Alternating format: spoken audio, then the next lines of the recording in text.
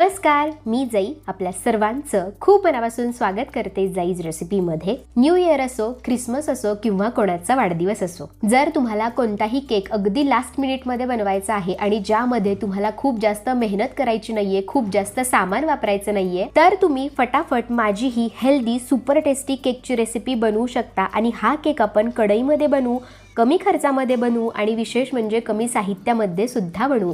चला तर मग वेळ वाया न घालवता व्हिडिओला पटकन सुरुवात करू। सगळ्यात आधी आपण कढई प्रीहीट करायला ठेवून देऊयात। तर आज आपण हा केक कढईमध्ये बेक करणार आहोत। तर त्यासाठी इथे मी एक जाड बुडाची कढई घेतलेली आहे आणि त्यामध्ये मी एक मोठी वाटी बारीक मीठ घालतीये। आणि हे मीठ तुम्ही परत केक करताना यूज केलं तरी चालेल, फेकून द्यायची गरज नाहीये। आता हे मीठ कढईमध्ये थोडंसं पसरवून घ्यायचं आणि यामध्ये मी एक छोटं स्टँड ठेवतीये आणि या स्टँड वरतीच आपण केकचं भांडं ठेवणार आहोत। तर लक्षात घ्या की डायरेक्ट मिठावरती केकचं भांडं ठेवायचं नाहीये, त्यावरती एक छोटंसं मिठावरती एक स्टँड ठेवायचं। आणि लक्षात घ्या की यावरती झाकण ठेवत असताना ते सपाट बुडाचं ठेवायचं नाही, त्याला असं खोलगट झाकण ठेवायचं, जेणेकरून केक फुगला तर तो वरती चिटकणार नाही याची काळजी घ्यायची। आता गॅस एकदम कमी करायचा आणि या कढईला एक 10 ते 15 मिनिट प्रीहीट करायला ठेवून द्यायचं।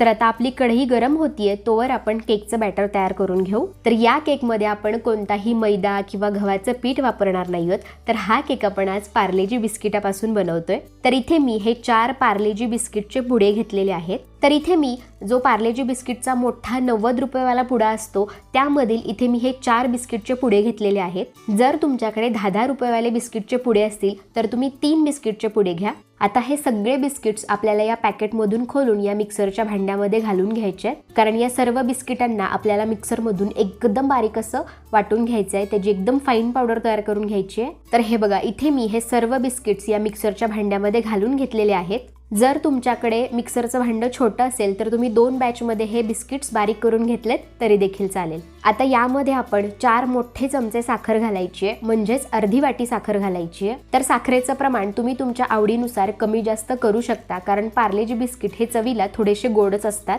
आता यावरती झाकण ठेवूयात आणि या सर्व बिस्किटांना मिक्सरमधून जमेल तितकं बारीक करून घेऊयात, याची फाईन पावडर करून घेऊयात। तर हे बघा, इथे मी या दोन्ही जिन्नसांना एकदम बारीक असं वाटून घेतलेलं आहे आणि आता आपली ही बिस्किटांची पावडर तयार झालेली आहे। आता हिला मी एका भांड्यामध्ये काढून घेते। तर हे बघा, बिस्किट आणि साखरेची पावडर मी आता एका भांड्यामध्ये ओतून घेतलेली आहे। आता यामध्ये आपल्याला 6 छोटे चमचे कोको पावडर घालायची आहे। तर हे बघा, आपल्या घरात जो पोहे खाण्याचा चमचा असतो त्याच चमच्यानी इथे मी 6 चमचे बरोबर कोको पावडर घेतलेली आहे आणि याच चमच्यानी मी बाकीचे सगळे मेजरमेंट घेतलेले आहेत, मी तुम्हाला पुढे दाखवेनच। आता ही मोजून घेतलेली कोको पावडर आपण यामध्ये घालून घेऊयात।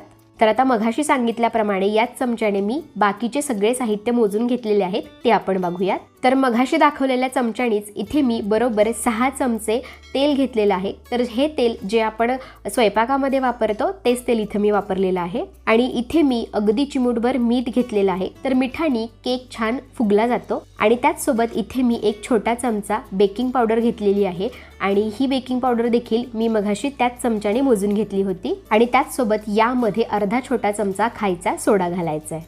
आता या सर्व जिन्नसांना चांगलं मिक्स करून घ्यायचं।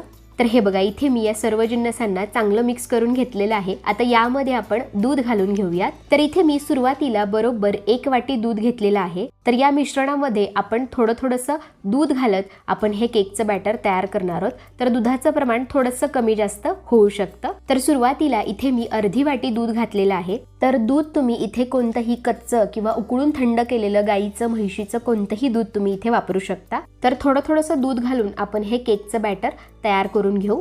तर हे केकचं बॅटर तयार करत असताना आपल्याला हे बॅटर खूप जास्त घट्ट ठेवायचं नाहीये किंवा खूप जास्त पातळ देखील करायचं नाहीये। तर हे बघा, उरलेलं संपूर्ण दूध आता मी यामध्ये घालून घेते आणि केकचं बॅटर तयार करत असताना ते बॅटर एकाच दिशेने गोल फिरवत राहायचं, त्याला विरुद्ध दिशेने फिरवायचं नाही, नाहीतर तुमचा केक फुगणार नाही, हे लक्षात घ्या।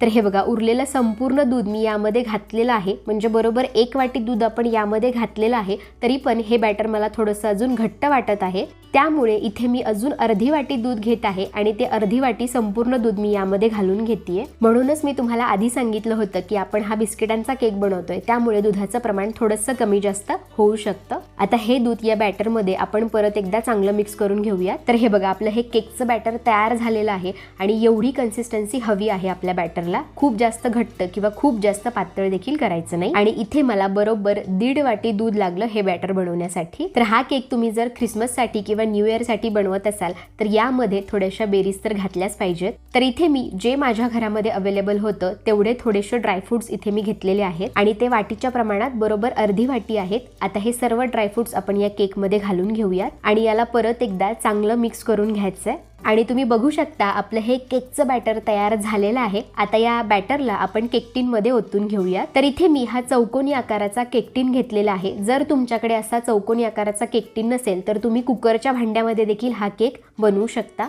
आणि या केक टिन मध्ये मी बटर पेपर घातलेला आहे. जर तुमच्याकडे बटर पेपर नसेल तर तुम्ही कुकरच्या भांड्याला तेलाने ग्रीस करून घेऊ शकता. आता आपण हे बनवलेलं केकचं बॅटर आपण या केक टिन मध्ये ओतून घेऊयात. तर हे केकचं बॅटर संपूर्ण या भांड्यामध्ये ओतून झालं की काय करायचं की हे जे केकचं भांडं आहे त्याला असं 2 वेळा आपटून घ्यायचं. असं केल्याने काय होतं, आपलं जे केकचं बॅटर आहे ते सगळीकडे एकसारखं पसरलं जातं आणि या बॅटरमध्ये थोडेसे जरी एअर बबल्स असतील तर ते निघून जातात आणि आपला केक फुगायला चांगली मदत होते. त्यामुळे ही गोष्ट नक्की करा. तर हे बघा आपलं हे बॅटर सगळीकडून एकसारखं पसरलं गेलेलं आहे. तर आता आपलं हे केकचं बॅटर तयार झालेलं आहे आणि ते भांड्यामध्ये देखील आपण छान ओतून घेतलेलं आहे. आता यावरती आपण गार्निशिंग म्हणून थोडेसे ड्रायफ्रुट्स घालून घेऊयात. तर मगाशी आपण जे केकच्या बॅटरमध्ये ड्रायफ्रुट्स घेतले होते तेच ड्रायफ्रुट्स मी इथे परत घेतलेले आहेत. आता या सर्व ड्रायफ्रुट्सनी आपण या केकवरती गार्निशिंग करून घेऊयात. तर हे बघा इथे या केकला मस्त गार्निशिंग करून तयार झालेलं आहे. आता या केकला आपण बेक करायला ठेवून देऊयात.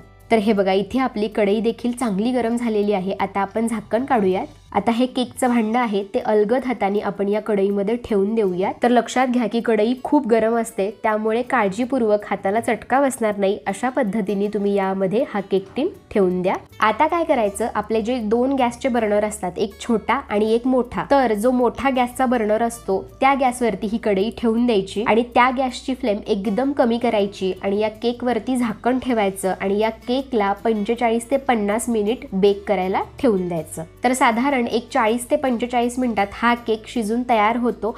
पण साधारण एक 5 मिनिटं इकडे तिकडे होऊ शकतात. आणि हो, सुरुवातीचे 20 ते 25 मिनिट अजिबात झाकण उघडायचं नाही. जर तुम्ही झाकण उघडलं तर तुमचा केक फुगणार नाही आणि तो मध्ये बसू शकतो. आता यावरती झाकण ठेवूयात आणि या केकला 45 ते 50 मिनिट छान शिजवून घेऊयात. तर हे बघा बरोबर 50 मिनिट झालेले आहेत आणि आता आपण झाकण काढूयात आणि तुम्ही बघू शकता काय सुंदर असा आपला केक फुगला गेलेला आहे. आता एका टूथपिकने मी केक शिजला आहे का ते एकदा चेक करते. आणि केक शिजला आहे की नाही हे चेक करताना तो नेहमी मधोमध चेक करायचं, कारण केक साईडहून शिजतो आणि मध्ये कच्चा राहतो. तर हे बघा आपली ही टूथपिक एकदम क्लीन निघतेय, म्हणजे आपला हा केक एकदम व्यवस्थित फुगला गेलेला आहे आणि शिजला देखील गेलेला आहे. आणि या टूथपिकला बघा अजिबात कुठेही बॅटर लागलेलं नाहीये, म्हणजे आपला केक व्यवस्थित शिजला गेलेला आहे. आता काय करायचं, या केकला 1 तासभर तरी पूर्ण थंड करून घ्यायचं आणि मग या केक टिन मधून बाहेर काढून घ्यायचं. तर हे बघा या केकला मी पूर्णपणे थंड करून घेतलेला आहे. आता काय करायचं, एका सुरीच्या साह्याने याच्या कडा थोड्याशा मोकळ्या करून घ्यायच्या, म्हणजे आपल्याला केक पटकन काढता येईल. तर याच्या कडा सुरीने अशा मोकळ्या करून झाल्या की केकला असं उलट करायचं आणि वरून थोडंसं डॅब करायचं आणि अलगद हाताने हे जे केकचं भांडं आहे ते काढून घ्यायचं. आणि सुरुवातीला हा जो बटर पेपर आहे तो सगळीकडून काढून घ्यायचा. आणि तुम्ही बघू शकता काय सुंदर जाळी सुटली आहे केकला. आणि तुम्ही बघू शकता सगळीकडून एक सारखा शिजला गेलेला आहे आणि माझ्या हाताला जाणवत आहे की तो किती मऊ आणि सॉफ्ट झालेला आहे. आणि कुणाला पटणार देखील नाही की हा केक आपण पार्लेजी बिस्किटापासून बनवला, एवढा सुंदर झालेला आहे. आणि या केकचं टेक्स्चर बघा अगदी एक सारख्या रंगावरती शिजला गेलेला आहे आणि खालून देखील तो अजिबात करपलेला नाहीये. आता या केकला मी तुम्हाला कट करून दाखवते आणि तुम्ही बघू शकता केक अगदी सॉफ्ट झालेला आहे, त्यामुळे अगदी सहज कापला जातोय. आणि या केकला जाळी बघा आतून काय सुंदर आलेली आहे, अगदी सॉफ्ट आणि तोंडात टाकताच विरघळेल असा हा केक तयार झालेला आहे. त्यामुळे इथे मी जे तुम्हाला साहित्याचं प्रमाण सांगितलेलं आहे किंवा केक शिजवतानाचं जे टायमिंग सांगितलेलं आहे किंवा छोट्या मोठ्या ज्या काही टिप्स सांगितलेल्या आहेत त्या नक्की फॉलो करा, म्हणजे तुमचा देखील हा केक असाच तयार होईल. आणि हा केक चवीला अगदी अप्रतिम लागतो आणि अजिबात वाटत नाही की हा केक आपण पार्लेजी बिस्किटापासून तयार केलेला आहे. तर हा केक अगदी पटकन तयार होतो, कमी मेहनतीमध्ये आणि आपल्या घरच्या साहित्यामध्येच तयार होतो.